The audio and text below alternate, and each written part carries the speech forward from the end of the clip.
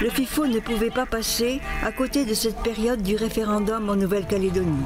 Ce documentaire nous offre le regard de Mars, poète et musicien, né sur le caillou de parents vanuatais, qui s'interroge et interroge, écoute les espoirs et les craintes des Calédoniens de devenir pauvres comme au Vanuatu, un qualificatif que refuse l'artiste de retour au pays de ses ancêtres. Je m'appelle Marcel Melterorang, Mars Melto pour la scène. Je suis de nationalité vanuataise, mais je suis né ici en Nouvelle-Calédonie en 1975. Voilà ton bâtiment.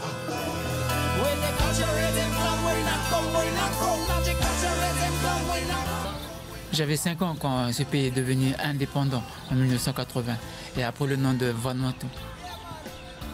Je n'ai aucun souvenir de cet épisode, mais je sais qu'il a inspiré les indépendantistes kanaks qui se sont battus dans les années qui suivirent pour se libérer aussi de la domination des Européens.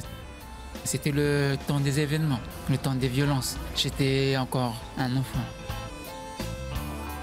Aujourd'hui, je suis écrivain, conteur et musicien et je vis au Vanuatu, le pays de mes ancêtres. C'est un exemple pour nous ce que Marcel il a fait. Le discours ici des politiques, c'est votez pas pour l'indépendance, demain vous allez être pauvre comme le Vanuatu. Mais les gens, ils ont jamais été là-bas. Mais il faut aller là-bas, il faut voir. Peut-être qu'ils sont pauvres économiquement parlant, mais spirituellement parlant, ils sont encore plus riches que nous, largement. Je veux dire, il y a des endroits aussi ici où les gens ils continuent à vivre dans ce monde-là. Ça veut dire que nous aussi ici, on peut. Sans le nickel, sans tout ça, là, nous on peut.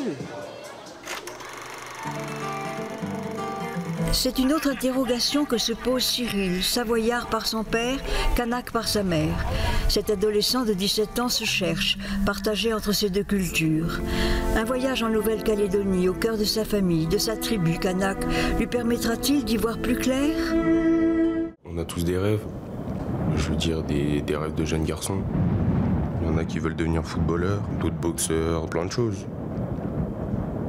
Moi, ce que je voudrais juste, c'est pouvoir retourner là-bas, en Nouvelle-Calédonie, pour revoir ma famille et savoir d'où je viens. Ça fait 13 ans que nous sommes partis. Aujourd'hui, nous sommes là car Cyril est maintenant à même de venir et de comprendre ce que son autre culture veut dire, sa culture kanak. Oleti, Amde. Ah oui, Thierry. C'est toujours avec beaucoup de joie qu'on vous accueille ici à la maison. Thierry, voilà le fiston. Cyril, tu as ta place coutumière ici. Ici, tu as une grande responsabilité ici. Et j'aurai le temps de t'expliquer. Bah, la vie en tribu, ouais, c'est plutôt